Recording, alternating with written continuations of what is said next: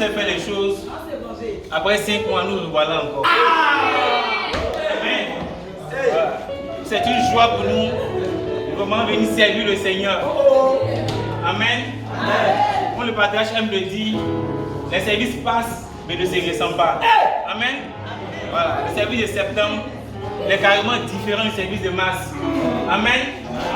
Nous sommes là ce soir, c'est pour recevoir l'esprit de ce service de septembre-là. Amen. En mars, nous avons servi le Seigneur en tant que bon fils, en tant que fidèle serviteur. Mais en septembre, comment on va servir le Seigneur? Tout à l'heure, on va le savoir. Amen. Donc, on va vraiment se disposer pour pouvoir recevoir vraiment, pendant ce laps de temps que Dieu a donné, l'esprit de ce service-là.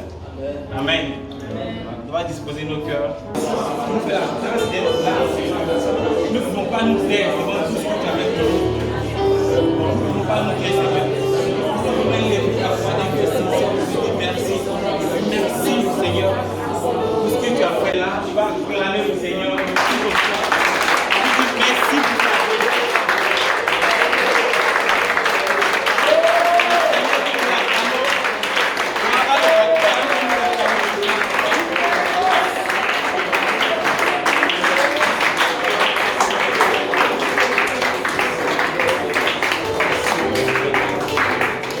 Amen.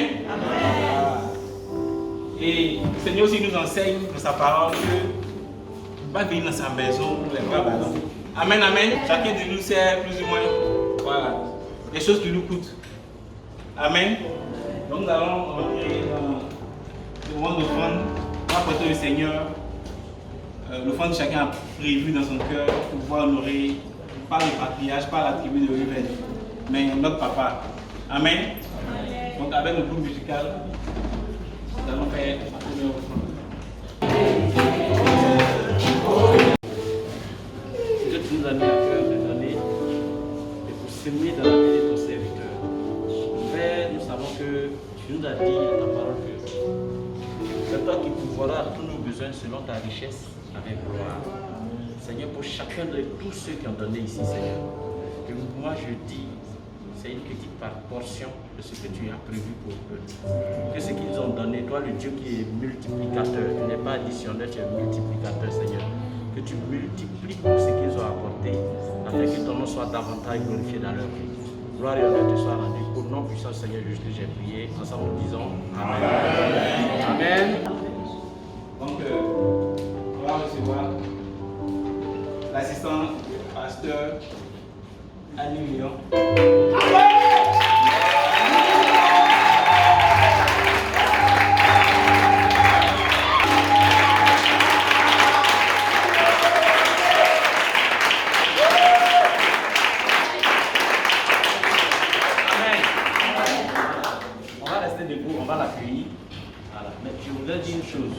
Parce que quand l'abbé Michael a parlé, il a dit c'est notre Père.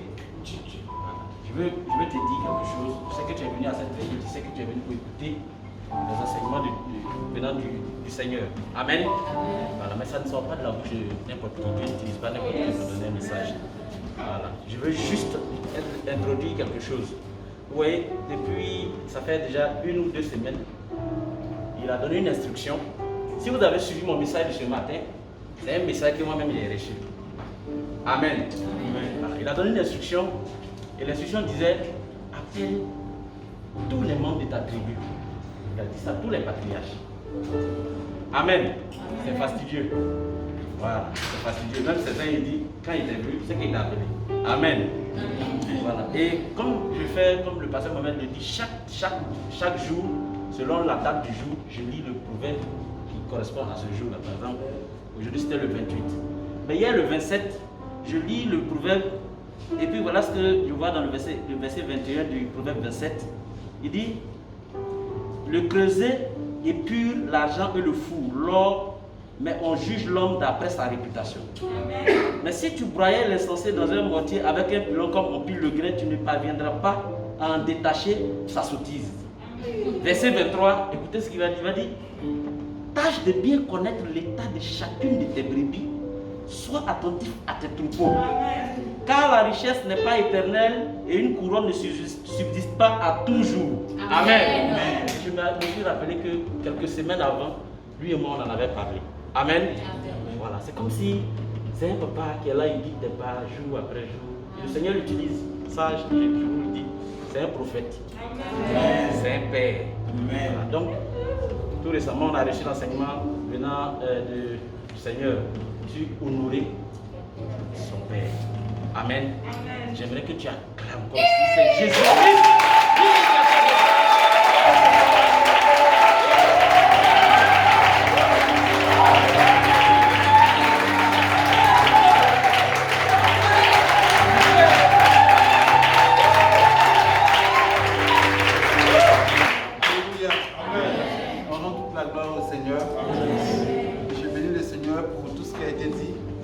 La gloire au Seigneur. Alléluia. On va chanter un cantique que vous avez chanté tout à l'heure. Tu m'as tant aimé, tu m'as sauvé, tu m'as tant aimé, tu m'as sauvé, tu m'as tant aimé, Jésus, tu m'as sauvé, tu m'as tant aimé, tu m'as sauvé, tu m'as tant aimé. Tu m'as sauvé, tu m'as tant aimé, tu m'as sauvé. Alléluia. Amen. Le nom du Seigneur soit béni. Est-ce qu'on peut acclamer le Seigneur?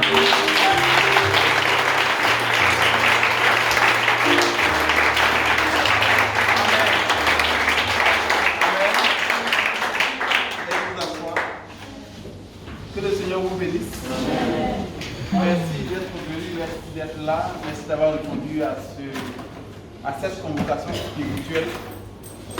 J'aimerais dire à quelqu'un que ce n'est pas une prière de plus. Alléluia. Amen. J'aimerais dire à quelqu'un que ce n'est pas une rencontre de plus. Amen. Je voudrais dire à quelqu'un que tu ne remplis pas par ta présence une formalité d'être venu. Alléluia. Si tu es là ce soir, c'est parce que depuis l'éternité, Dieu avait mis que ce soir-là, tu seras assise là pour participer à ce moment. Alléluia. Amen. Et voilà pourquoi est-ce que tu es là. Alléluia. Amen. Alors que le Seigneur te bénisse. Et que le Seigneur bénisse ta présence. Amen. Amen. Je bénis le Seigneur pour votre présentation. Arrivé à ce moment, vous voyez, les hommes de Dieu là, je dis que ce n'est pas tout ce qu'on reçoit comme éloge. Franchement, moi personnellement, je dis que souvent on n'allait même pas dire Amen. Amen. Parce qu'on se connaît, on n'allait pas dire, mais si on le dit d'un homme de Dieu, c'est que c'est au Seigneur on le dit. Alléluia. Amen. Alors que la gloire soit donnée au Seigneur. Amen. Ce soir, je ne suis pas venu pour prêcher, mais je suis venu pour causer avec tout le monde. Amen. Amen. Mais avant de causer avec vous, j'aimerais dire une chose. Tu vas te délivrer.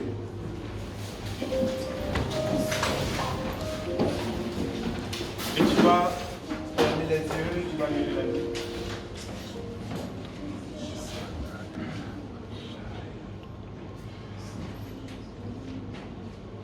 Seigneur, je te rends grâce. Devant la tombe de Lazare, tu as dit ceci. Père, je sais que tu m'exauces toujours. Mais si je veux prier à cause de ceux qui m'entourent, afin qu'ils sachent et qu'ils se rendent compte que toi seul es Dieu et que toi seul fais toutes choses selon ta gloire. Seigneur, au moment où nous allons parler de ta part, voici tes fils et tes filles qui sont là, levés, les mains levées, en signe d'abandon. Seigneur notre Dieu, par la vertu de ton esprit que tu m'as donné, je lève la voix, Seigneur notre Dieu, et je déclare au nom de Jésus, je commande à toute présence, je commande à tout esprit, je commande à tout ennemi malin, je commande à tout esprit malin qui suit ou encore qui a suivi quelqu'un dans ce lieu, maintenant par la puissance du Saint-Esprit, par la puissance éternelle de Dieu, maintenant je vous commande. Et je vous déclare de la part du Seigneur que vous n'avez point lieu d'être là Et désormais, plus jamais, vous n'aurez plus d'influence dans la vie de cet enfant, dans la vie de cet enfant, dans la vie de cette fille et dans la vie de ce jeune homme, au nom de Jésus. Seigneur, il en est ainsi. Merci pour ton sang qui asperge chacun d'entre nous. Merci pour ta présence, notre Dieu, qui remplit chacun d'entre nous. Merci pour les choses, les dons que tu partages. Merci pour ton esprit que tu distribues à chacun d'entre nous. Merci pour ton sceau, notre Dieu, qui est sur chacune des vies ici. Au nom de Jésus. Merci Seigneur pour ta présence au nom de Jésus. Amen. Tu peux acclamer le Seigneur.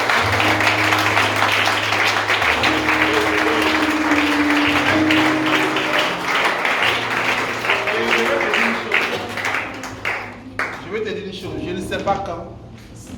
Je ne sais pas comment ça va se faire. Mais toute personne qui a mis les pieds ici, dans cette salle, dans cette veillée, en ce jour, pendant que j'ai la parole de la part du Seigneur, je vais proclamer ici, je t'annonce ceci. Quels que soient les défis, quels que soient les challenges par lesquels tu es passé, parce que tu es une servante de Dieu, parce que tu es un serviteur de Dieu, je t'annonce la part du Seigneur et je prophétise en ces termes. Ta vie ne restera pas telle que tes ennemis l'ont. Je te proclame de la part du Seigneur que la grâce de Dieu vient à ta porte. Toute personne qui a mis ses pieds dans cette salle, je ne sais pas quand.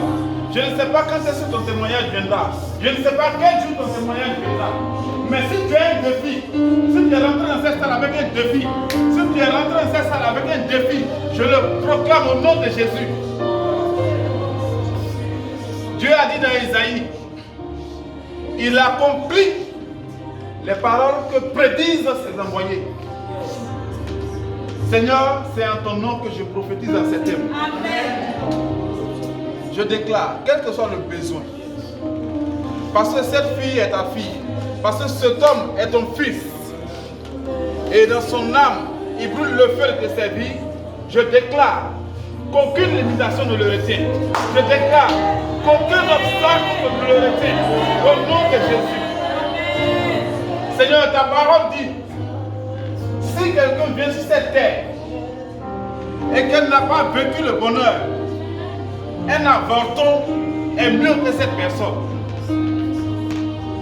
Seigneur notre Dieu, et aussi ta parole dit dans Jérémie que ce ne sont pas des projets de malheur, ni de douleur, ni de détresse que tu as forgé sur notre vie. Mais ce sont des projets de paix, de bonheur, afin que nous ayons de l'expérience.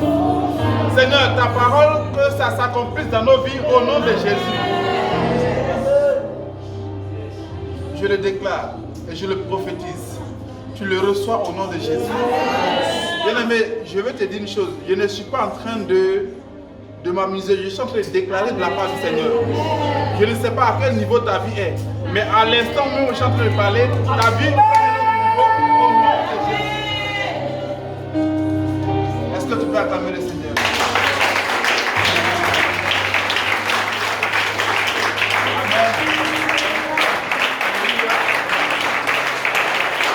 De la veillée, c'est pourquoi suis-je en vie à ce jour malgré mes challenges. Tu as un challenge ici.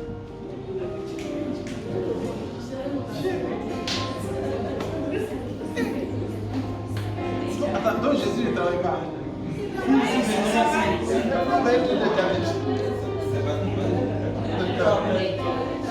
Ok, que le nom du Seigneur soit béni. Pourquoi tu es encore en vie malgré tes challenges? Je vais vous dire une chose. Les challenges, ce qu'on appelle challenge, ça ne finira jamais. Ça ne finira jamais. Voilà pourquoi je t'ai dit que ce soir, je ne vais pas prêcher. Je vais parler avec toi du cœur à cœur. Les challenges, les défis, ça ne finira jamais. Alléluia. Celle qui n'a pas d'enfant désire avoir un enfant. Donc, dès que tu as un enfant, tu vas te rendre compte que souvent son corps chauffe. Et tu vas te rendre compte que souvent l'enfant là, toi tu avais prévu qu'il consomme 2 boîtes de Nido par semaine. Or l'enfant il consomme 4. Alléluia. Alléluia. Amen. Et tu te dis que jamais qu'il grandisse vite. Parce que quand il va grandir au moins, tu as arrêté d'acheter des nidos. Mais quand il grandit, tu te rends compte que cet enfant-là. Non, c'est pas ça, faut laisser ça. Il trouve moins du riz à la maison, mais lui, il ne mange pas du riz. Il veut manger pizza. Alléluia. Et tu te rends compte qu'une paquet de pizza ne le suffit pas. Alléluia. Amen. Mais c'est ton enfant, tu dois le satisfaire. Amen. Tu es là, tu veux te marier. Et tu aspires à te marier. Depuis là, tu déranges le ciel, Seigneur, je veux me marier. Et tu te maries. Et tu te rends compte que ton mari est désordonné. Quand il rentre à la maison, un pied de chaussette et l'autre est là-bas. Tu ranges à chaque fois. Et puis après ce moment, tu dis chérie, je suis fatigué. Toi-même là, c'est quand tu as changé. Alléluia. Et tu es en train de prier au Seigneur pour que le monsieur là change. Alléluia. Après un message du pasteur dans une église, tu te rends compte qu'il fait des efforts. Amen. Bref, après tu as des autres choses encore. Et autant tu as te rendre compte, hier tu te mets à 30 ans, au moins tu as 42 ans, mais il y a encore des challenges. Alléluia. Pourtant tu vis. Donc on pose la question, pourquoi suis-je encore en vie malgré mes challenges? Pour te dire, challenge ne tue pas. Alléluia. Qui est d'accord? Mais est-ce que challenge tue? Challenge ne tue pas. Les challenges révèlent la gloire de Dieu. Les challenges permettent de louer le Seigneur, de valoriser la main de Dieu dans nos vies. Les challenges permettent de témoigner de la grandeur de notre Dieu. Alléluia.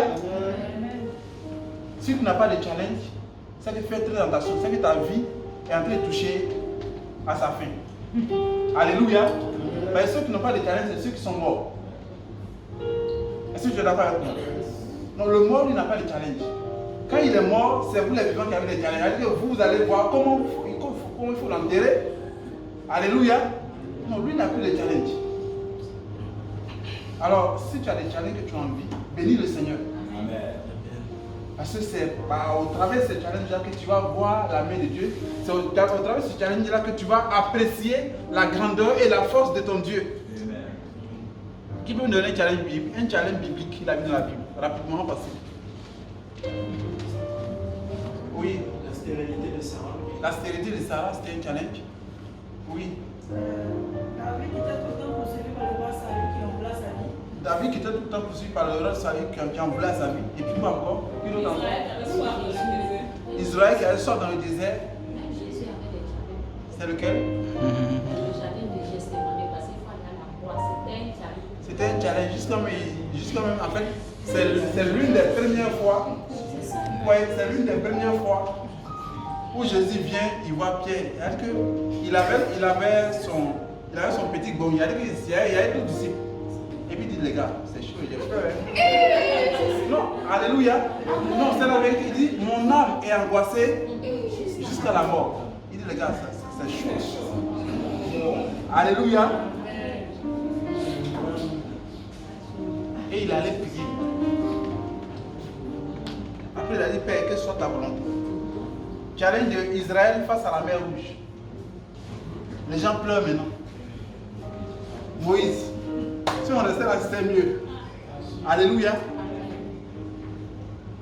Mais Dieu a toujours démontré sa main pour que tu restes en vie. Alors, mais pourquoi est-ce que tu dois rester en vie?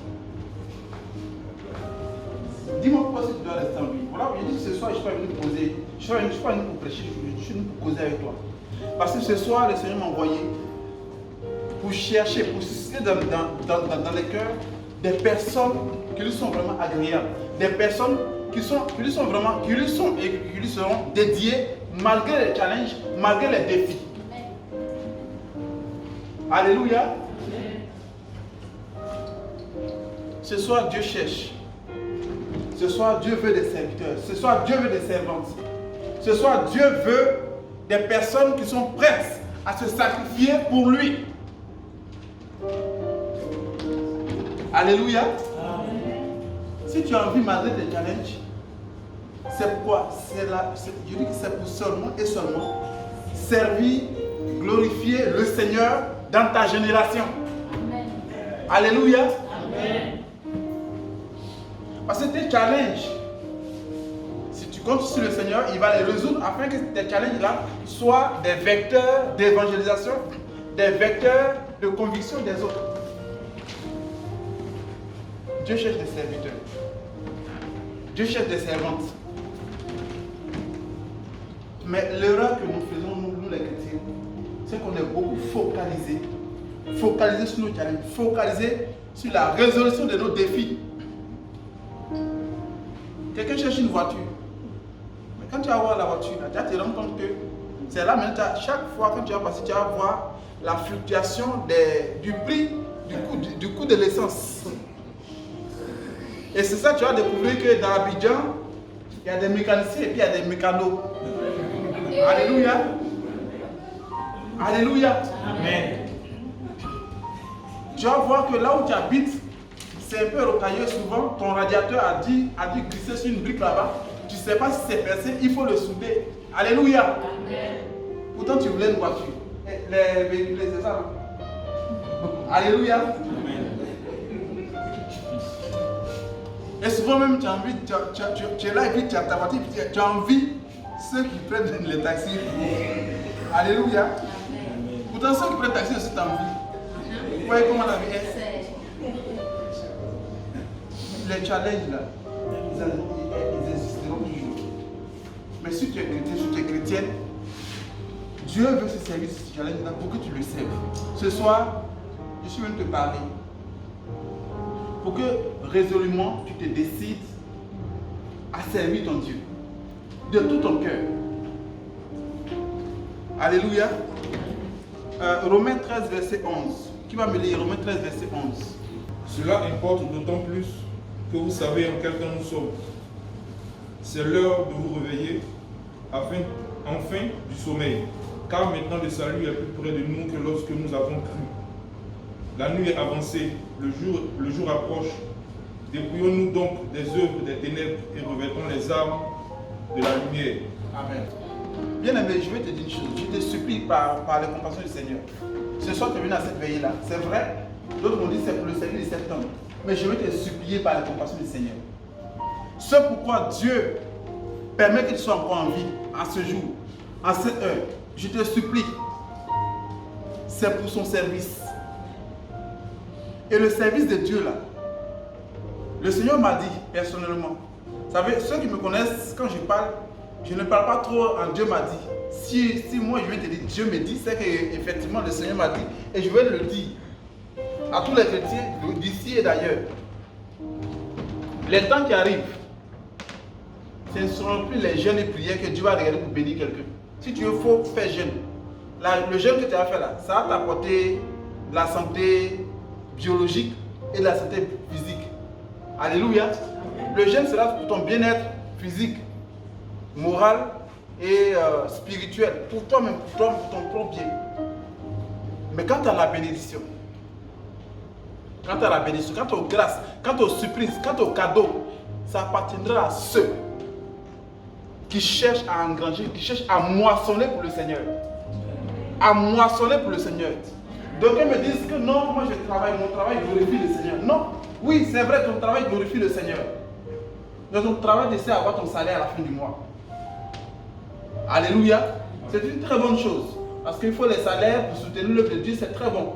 Mais ma prière, c'est que tu ne sois pas seulement focus toute ta vie sur le travail et le travail. Il faut que ton travail, même fais un emploi de temps pour accomplir ça, pour servir le Seigneur ton Dieu. Je te supplie. Parce que celui qui sert le Seigneur, Dieu est fidèle. Dieu ne l'abandonne pas. Alléluia. Dans la Bible, il dit dans Hébreux 11, les anciens n'ont pas vu. Il dit que c'est dans la foi qu'ils sont morts sans avoir vu certaines choses. C'est vrai, non? Alléluia. Donc il a dit qu'on peut mourir dans la foi sans avoir reçu ce qui nous avait été promis. Amen. Amen. Que le nom du Seigneur soit béni. Et que les promesses de Dieu s'accomplissent dans ta vie. Amen. Et que Dieu t'honore parce que tu vas le servir. Amen. Dans 5 ans, dans 10 ans quand on se rencontrer, je veux te voir être devenu un pasteur, un évangéliste, un gagneur d'âme. Alléluia.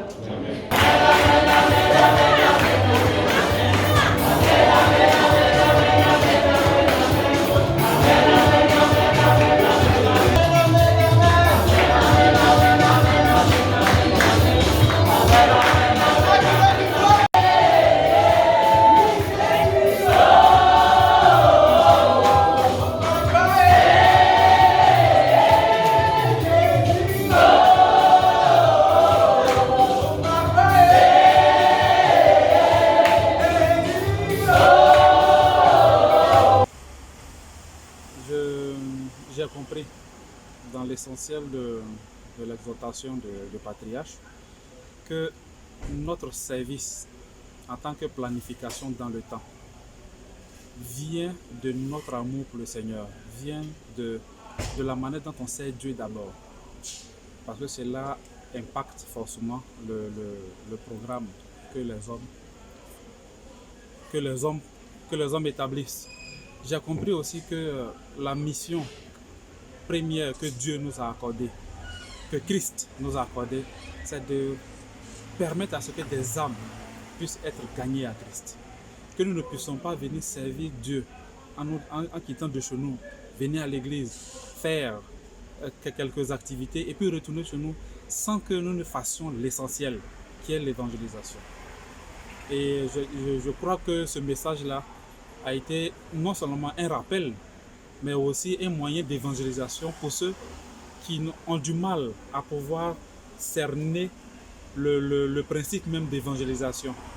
Et pour moi, je crois que c'est un déclic pour pouvoir faire mieux par rapport à ce que je faisais jusqu'à maintenant. Parce que la moisson est grande, comme le dit la parole, et peu sont les ouvriers qui y travaillent. Donc, prions Dieu pour qu'il fasse de nous des moissonneurs afin que nous puissions récolter de plus grands. Voilà, donc voici un peu ce que je retiens du message de Patriarche ce soir. Le thème d'abord, pourquoi je suis encore en vie malgré les challenges? Pourquoi je suis encore en vie malgré les challenges? C'est parce qu'on doit transporter la gloire de Dieu. C'est parce que Dieu doit se manifester. Donc le PDP nous a enseigné que Dieu doit se manifester. Il s'est appuyé sur Dieu doit se manifester malgré nos challenges. Et donc, on ne doit pas se servir de ces challenges-là pour trouver une raison à ne pas le servir. Qu'est-ce que je veux dire? C'est que ces challenges-là ne doivent pas être une raison, un motif pour ne pas venir au service. Parce que Dieu veut se glorifier. Et pour cela, il a pris Matthieu 19, 29, qui disait de celui qui a tout abandonné, père, mère, enfant, travail, tout. Dieu va le récompenser au centuple et il va le récompenser avec la vie éternelle. Donc là, ça m'a redonné de la force, ça m'a redonné pour le service. C'est vrai, quand je venais au départ, quand on devait commencer, je ne voulais pas, je me disais que je n'allais pas venir servir à cause de la situation sanitaire. Je n'étais pas encore prête psychologiquement à me remettre dans le bain. Mais Dieu, s'il m'a préservé jusque-là, il peut encore le faire malgré le service. Donc c'est vivement le service.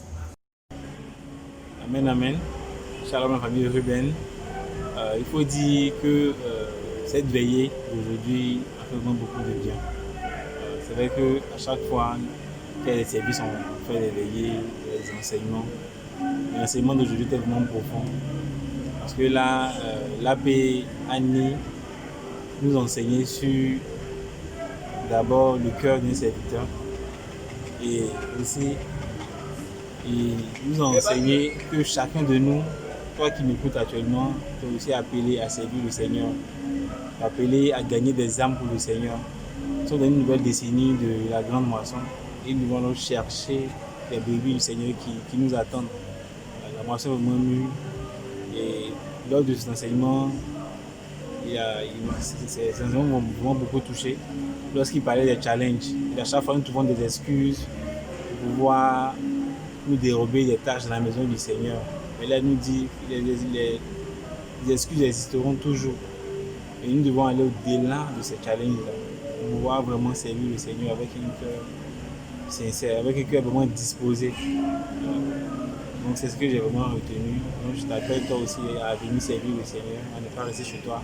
C'est vrai que le boulot va te tirailler, la famille va te tirailler, mais trouve le temps de venir dans la maison du Seigneur, aller gagner des âmes et en faire des brebis pour le Seigneur.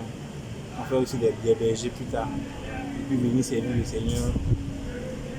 Passer du temps dans la maison du Seigneur, à soulever des chaises, à nettoyer les toilettes, à veiller sur les véhicules, à les préparer pour que les frères et les soeurs puissent manger. C'est ce que moi j'ai retenu. Merci. Shalom, chers Rubénites, que le Seigneur vous bénisse. Voilà, on vient de finir la veillée pour le lancement du service et l'AP Annie Léon nous a vraiment entretenu sur pourquoi nous sommes encore en vie malgré nos challenges. Et il nous a effectivement dit que les challenges nous permettent, ce sont des opportunités que Dieu met dans nos vies pour que nous puissions voir sa gloire. Chaque fois que nous résolvons un challenge, le Seigneur révèle sa gloire. Et c'est sur cette gloire, c'est-à-dire que cette gloire qui est manifestée dans notre vie à travers de la résolution du challenge, que nous pourrons prendre comme témoignage pour aller prêcher l'évangile pour que les âmes soient sauvées.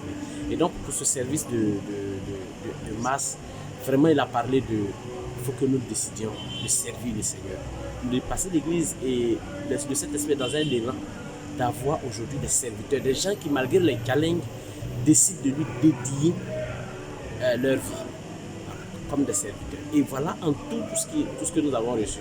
Donc les challenges ici aujourd'hui, ils sont très nombreux. Nous bénissons le Seigneur parce qu'aujourd'hui on a compris qu'effectivement c'est face à ces challenges-là que le Seigneur veut voir quelqu'un qui est dédié pour lui.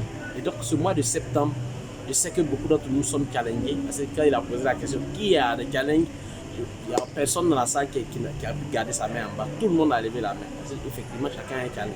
Mais justement, c'est avec ce challenge-là que le Seigneur veut te voir lui donner sa vie. Donc, pour le service de septembre, quel que soit ton challenge, mon frère, ma soeur, c'est le moment de nous rejoindre. C'est le moment de nous rejoindre. Si tu as vraiment compris l'importance de servir le Seigneur.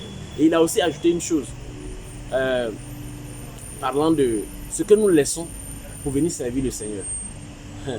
Le Seigneur, cette parole, cette partie de la parole, c'est pas comme elle est nouvelle pour nous, mais elle a été quelque chose qui nous a été rappelé et elle a été très importante. Ça dit son rappel était très important parce que il nous dit que ce que nous laissons pour venir le servir, lui il nous donne ça en multiplié et encore plus avec beaucoup de paix. Donc mon frère, ma soeur, ce qui t'empêche de pouvoir le servir, ce que tu rencontres comme challenge qui t'empêche de pouvoir le servir pendant ce mois de septembre. On n'a pas fermé la porte, on n'a pas limité le nombre de serviteurs, on veut juste pouvoir bien organiser. Donc il faut vraiment nous rejoindre. Dès maintenant, prends contact avec ton responsable des départements et puis il va t'enregistrer, on va prendre des dispositions pour que tu puisses servir le Seigneur malgré tes challenges que tu es en train de vivre. Voilà. Donc la réponse qu'il nous a donnée, si nous sommes en vie malgré ces challenges, c'est parce que Dieu veut utiliser ces challenges pour nous amener à le servir. Il veut nous voir comment il nous laisse devant les challenges et puis voir comment nous allons sacrifier nos vies pour lui afin de pouvoir nous donner plus que ce que nous nous perdons. Que le Seigneur bénisse chacun d'entre nous et rendez-vous le prochain pour le service. Voilà, que le Seigneur vous bénisse. Le message que nous avons partagé ce soir n'est rien d'autre que ce que notre Père spirituel, le pasteur Mohamed, nous enseigne au quotidien, ce qu'il essaie de nous inculquer, c'est que cela soit imprégné, c'est-à-dire la moisson des âmes, la grande moisson, l'amour de servir le Seigneur, l'amour d'aimer servir le Seigneur en participant pleinement à la moisson des âmes. La Bible dit, on a vu tout à l'heure, que la nuit est avancée, le jour est proche. Il faut que nous nous déprions des œuvres des ténèbres et que nous revêtions les âmes de la lumière afin de combattre le combat de la foi.